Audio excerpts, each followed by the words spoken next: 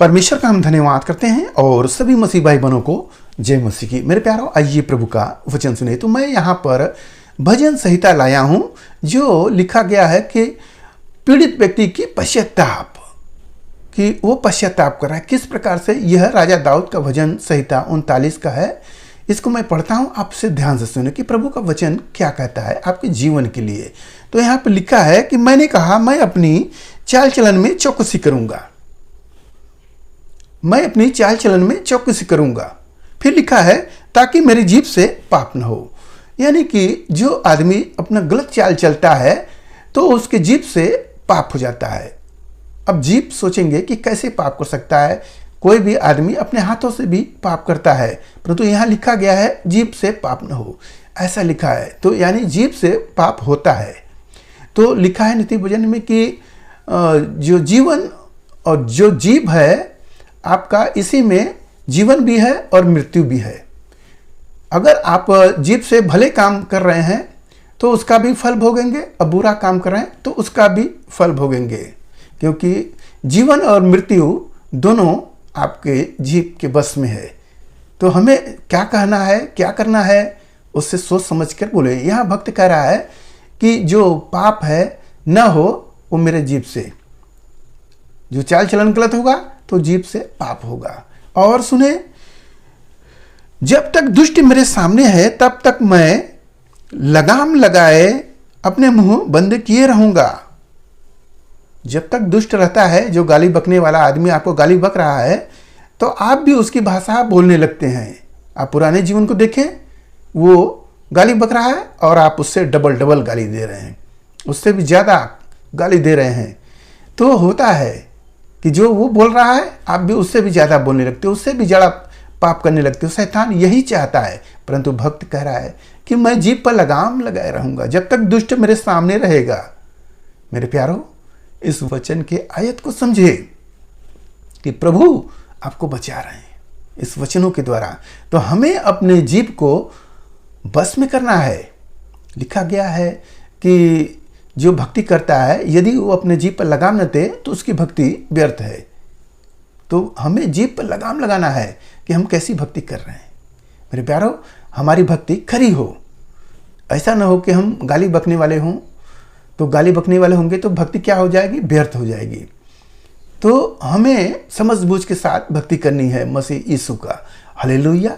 तो इस आयत को आप समझे कि आपकी चाल चलन क्या है और आप क्या करते हो, उस पर सुधार करें। फिर लिखा गया है कि जो व्यक्ति अगर अपना मुंह बंद कर लेता है तो उसके लिए क्या बोला गया है। लिखा है मैं मौन धारण कर गूंगा बन गया और भलाई की ओर से भी चुप्पी साधे रहा और मेरा पीड़ा बढ़ गया। यदि आप नहीं भी बोलोगे, अगर जीभ पर लगाम लगा लिए, अगर नहीं भी बोलोगे तो भी आपकी पीड़ा बढ़ जाएगी। लिखा गया कि जो आप भलाई के काम करने से अगर चुप रहोगे तो भी आपकी पीड़ा बढ़ जाएगी। तो हमें चुप्पी साधे नहीं रहना चाहिए। प्रभु का वचन मिला है। आप देख रहे हो आपके सामने एक व्यक्ति किसी को मार रहा है, यदि आप अपने शब्दों से उसको रोक सकते हो तो रोक कर बचाओ। यदि कोई शराब पी रहा है, कोई नशा कर रहा है, कोई गलत काम में जा रहा है, उसका आत्मा नरक में जाने वाला है, तो आपको अपना जुबान खोलना होगा। नहीं खोलोगे तो लिखा है कि पीड़ा बढ़ जाएगा, पीड़ा बढ़ जाएगा। मेरे प्यारों, हमें एकदम से चुप्पी साधे नहीं रहना चाहिए, क्योंकि हम प्रभु यीशु मसीह के बच्चे हैं और हमें वचन मिला है और उस वचन का हमें प्रचार करना है कि ताकि लोगों का आत्मा बच जाए। यदि हम ऐसा नहीं करते हैं तो प्रभु हमसे लेखा लेगा कि तुम्हारे पास वचन था और तुमने उस धर्मी को, जो गलत मार्ग पे जा रहा था, उसको तुमने नहीं बताया कि तू गलत कर रहा है। जो अधर्मी को तूने बताया, अगर मन फिरा लिया तो उसका प्रतिफल तुम्हें मिलेगा। तो हमें जो शब्द मिला है उस शब्द को हमें बताना है, चुप्पी नहीं साधना है। यदि हम चुप्पी साध रहे हैं तो हम पीड़ा में जाएंगे। इस आयत को भी आप समझ लें और इस पर चलें और सुने। मेरा हृदय अंदर ही अंदर जल रहा था। सोचते सोचते आग भड़क उठी, तब मैं अपनी जीभ से बोल उठा। देखते देखते, भक्त कह रहा है, देखते देखते, ऐसा होता है ना कि गलत काम देखते देखते कब तक आपसे बर्दाश्त होगा। अगर आप यीशु मसीह के हैं तो आप जरूर बोलेंगे, अगर शैतानी है तो आंख मूंद कर चले जाएंगे। परंतु यीशु मसीह के लोग चुप नहीं रहते हैं, वो बोल ही देते हैं, ताकि किसी को दुख पहुंच रहा है तो वह दुख आपको भी लगता है। जैसे हमारे यीशु मसीह को दुख लगा, तभी तो वह स्वर्ग को छोड़कर इस हम मनुष्यों को बचाने के लिए अपने प्राण को देता है और हम सबको बचा लेता है। मेरे प्यारों, वही रीति हम सब भी अपना चुके हैं। जो यीशु मसीह को ग्रहण किया है वह दूसरे का दुख को देखकर चुप नहीं रहता, बल्कि उसकी सहायता करता है। तो यहाँ जो वचन में लिखा है कि आग भड़क उठी, मैं बोल उठा। क्या बोला? हे यहोवा, ऐसा कर कि मेरा अंत मुझे मालूम हो जाए, और यह भी कि मेरी आयु के दिन कितने हैं, जिससे मैं जान लूँ कि मैं कैसा अनित्य हूँ। हालेलुया। यहाँ पर भक्त कह रहा है, प्रभु मुझे बता दे कि मेरा जीवन कितना है, कि मैं देखें कि मैं कितना बचा है, कि मैं कैसा अनित्य हूँ, कि जो तेरे नियम को मैं पालन नहीं कर रहा हूँ, अपनी मनमानी चाल चल रहा हूँ, मैं तेरी व्यवस्था पर नहीं चल रहा हूँ, मैं कैसा अनित्य हो गया हूँ। जो कि नियम के अनुसार चलना चाहिए, कि जैसे आपको प्रभु ने बचाए आपको भी बचाना है, ऐसा होना चाहिए। ये नियम है प्रभु का।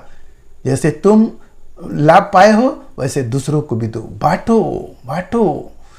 तो अगर हम अनित्य हैं, जैसे भक्त कह रहा है कि हे प्रभु मेरी आयु कितनी है, कि मैं कैसा अनित्य हूँ, आयु तो खत्म हो रहा है। यदि आप ऐसा नहीं कर रहे हो तो आप अनित्य व्यक्ति हो, जो प्रभु के नियम पर चलना नहीं चाहते हो, अपना स्वार्थ की जिंदगी जीना चाहते हो।